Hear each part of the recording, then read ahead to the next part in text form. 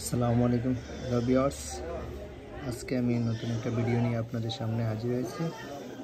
পশুপাখিকে সুস্থ রাখতে হলে কী করতে হবে তা নিয়ে আমরা একটু ভিডিও আজকে রেডি করতেছি। পাখিকে সুস্থ রাখতে হলে হাঁস, মুরগ, কবুতর এগুলোকে সুস্থ রাখতে হলে আমরা প্রথমত তাদেরকে কৃমির ডোজ দিতে হবে। আমরা বাজার থেকে অনেক ব্র্যান্ডের কৃমির ওষুধ পেয়ে থাকি, যেগুলো আমরা ব্যবহার করতে পারি। অন্তত 3 মাস পরে পরে নিয়মিত কৃমির ডোজ দেন।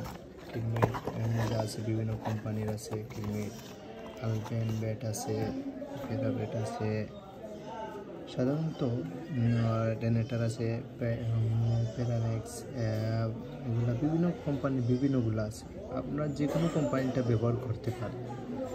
এগুলো ব্যবহার করে আপনার কবুতর, হাঁস, মুরগি অন্তত 3 মাস পরে পরে এগুলো ব্যবহার করে দেখবেন আপনার হাঁস মুরগি সুস্থ আছে, নিয়মিত ডিম দিচ্ছে, উৎপাদনও বৃদ্ধি পাচ্ছে, ডিমের উৎপাদন বৃদ্ধি পাচ্ছে। এগুলো আমরা নিয়মিত ব্যবহার করি।